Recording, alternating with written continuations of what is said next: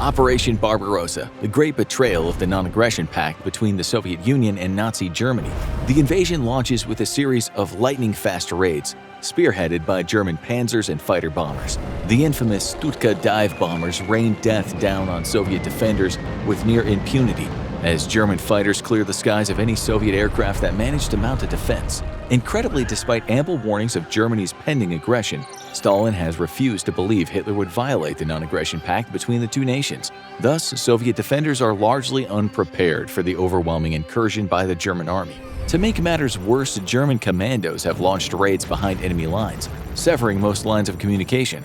A flood of false radio transmissions only adds to the general confusion on the Soviet side. Immediately, the Soviets are in near full retreat, with brave bands of defenders fighting to the last man across the vast plains of Eastern Europe to allow their compatriots time to retreat and regroup. But these last stands are mere speed bumps to the German war machine. There seems to be no stopping the Germans. Or is there? Much to the German surprise, after the initial shock and awe of their blitzkrieg operation, they begin to meet with very stiff resistance from Soviet tanks. At the time, German tanks were considered the best in the world.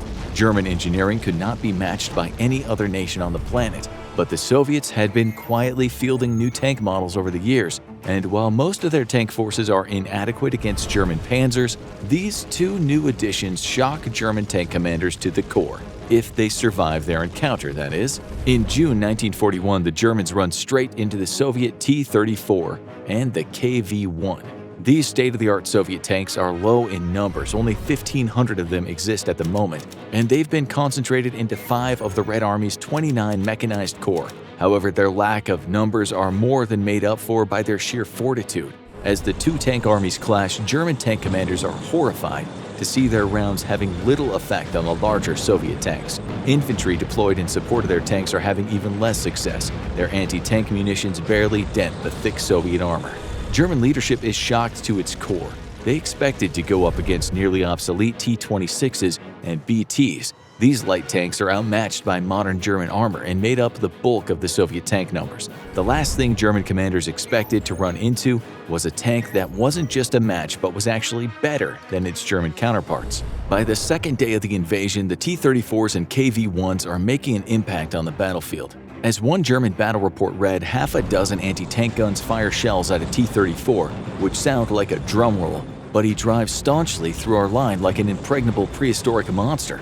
It is remarkable that Lieutenant Stup's tank made hits on the T-34, once at about 20 meters and 4 times at 50 meters with Panzergranate 40 without any noticeable effect. Soon, the Germans run into the KV-1 for the first time in the Battle of Raseiniai. Here, the Soviet 2nd Tank Division from the 3rd Mechanized Corps attacks the German 5th Panzer Division to devastating effect. German tanks watch in horror as their shells bounce off the KV-1's armored sides in front. Even anti-tank guns are ineffective. The battle drags on to the point that the KV-1s run out of ammunition, so they resort to destroying German anti-tank guns by simply running over them.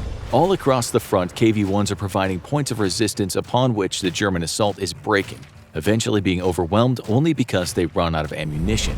It's only a lack of numbers that's leading to a Soviet defeat, but the time that the T-34 and KV-1 are buying will prove decisive in the war, especially outside Leningrad, the site of one of the most legendary tank battles in all of history. Leningrad is one of the highest priority targets for the German army. Hitler is insistent that the objective should be taken at all costs. The city, now St. Petersburg, is a critically important harbor with access to the Baltic Sea, through which the Soviet Union is receiving precious supplies from other allies. But even more importantly, the city bears the name of the greatest hero of the Soviet Union, Vladimir Lenin, its very founder. The fall of Leningrad will be a crushing blow to the Soviet Union economically, but an even more devastating blow to its very fighting spirit. A massive German thrust is aimed straight at the city, and standing in its way is Lieutenant Zinovy Grigorovich Kolobanov. He commands a KV-1 tank, and by the end of the war, he will become the second top-scoring tanker ace of the entire Soviet Union. Today, however, he commands a tiny unit of only 5 KV-1 tanks, and coming their way are the rumbling treads of the German 8th, 6th, and 1st Panzer Divisions. It's a hopeless battle, even with their superior tanks, but Kolobanov is not the type of guy you tell the odds to.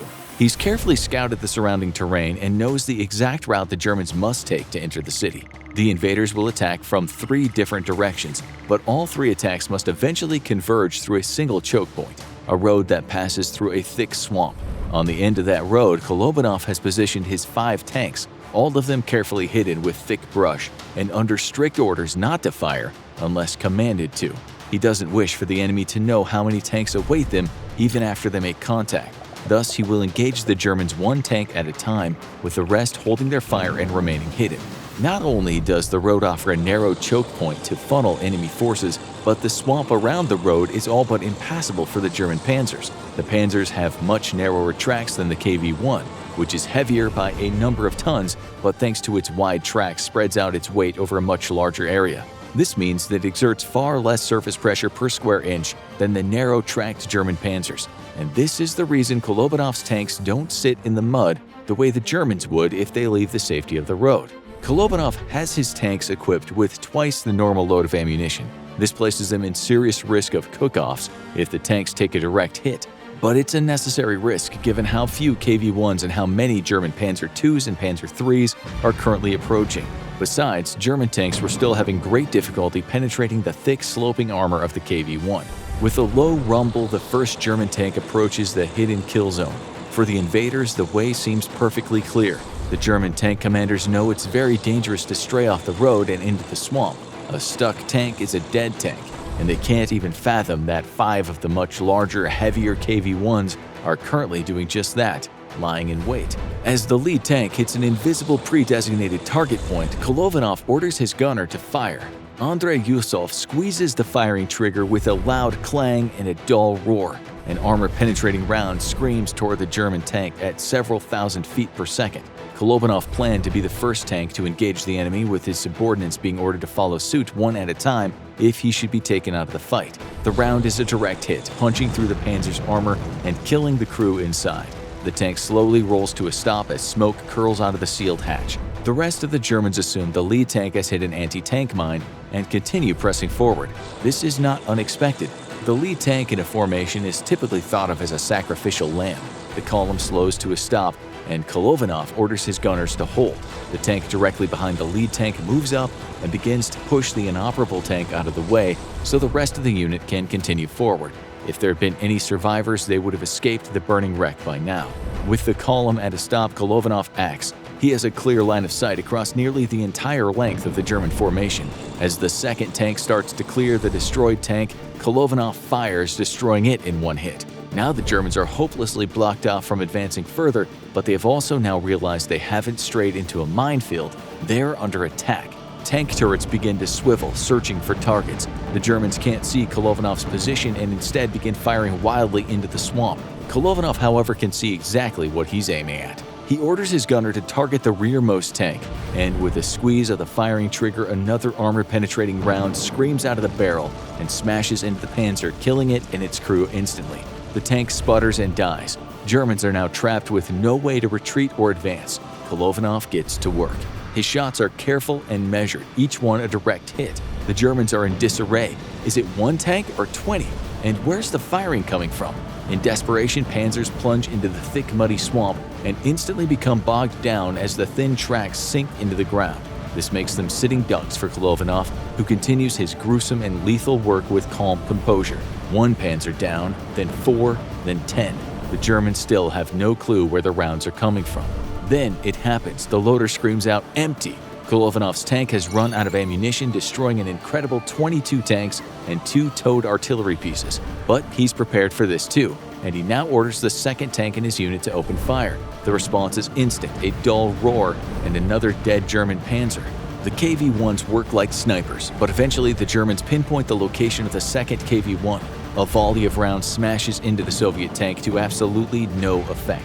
The most of the German tanks are equipped with only 37mm guns, which do little more than scuff the paint of the KV-1. The KV-1's 76mm gun, however, has twice the range and lethality, and the light German tanks are typically destroyed in a single hit. It's an absolute slaughter as the KV-1s put trapped German tanks out of their misery. Most of the tanks have gotten stuck in the mud as they attempted to flee the kill zone. The ambush has been carried out perfectly, and though he doesn't know it yet, Kolovanov is about to become a hero. He will be awarded the Order of the Red Banner, and only denied the ultimate award of the Hero of the Soviet Union because local commanders refused to believe his incredible kill count. Despite the story being corroborated by counting the number of German wrecks later, the defense of Leningrad is so brutal that there's simply no time for decorations. Ultimately, Kolovanov and his unit would be honored by local villagers who demanded a monument be erected in their honor at the location of Kolovanov's dug-in tank. However, a KV-1 tank was not on hand to be used in the monument, so instead an IS-2 heavy tank was installed. The T-34 and KV-1 tanks would prove to be more than a match for Germany's tank forces at the start of the invasion of the Soviet Union. If the Red Army had sufficient numbers on hand at the start of hostilities, though, it's likely the Battle of Leningrad and Lieutenant Kolovanov's heroic stand would never have happened, with the initial German offensive crushed under the treads of superior Soviet engineering. Eventually, Germany would match the capabilities of Soviet tanks, but no German tanker would ever forget the terrifying sight of a T-34 or KV-1. Want more Nazi butt-kicking action? Check out the Battle of the Bulge or click this other video instead.